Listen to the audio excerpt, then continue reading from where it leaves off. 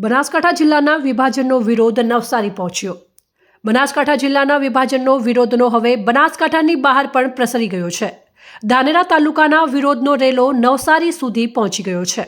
નવા સીમાંકનમાં બનાસકાંઠાથી ધાનેરાને થરાદ જિલ્લામાં મૂકતા વિરોધ નોંધાયો છે, જેમાં નવસારીમાં વસવાટ કરતા 15,000થી વધુ ધાનેરાવાસીઓ મોટી સંખ્યામાં શહેરમાં રેલી કાઢી સરકાર સામે સૂત્રોચ્ચાર કર્યા હતા।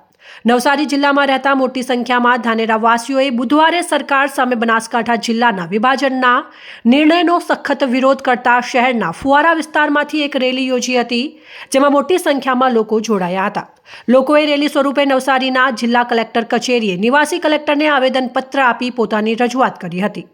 નવસારીમાં સ્થાયી થયેલા આગેવાન વિક્રમ પુરોહિતે આ અંગે જણાવ્યું હતું કે બનાસકાંઠાથી અલગ કરીને ધાનેરાને થરાદ જિલ્લામાં મૂકવાના આ નિર્ણયનો અમે વિરોધ કરીએ છીએ અને ધાનેરા તાલુકાને બનાસકાંઠા જિલ્લામાં રાખવામાં આવે તેવી અમારી માંગ છે।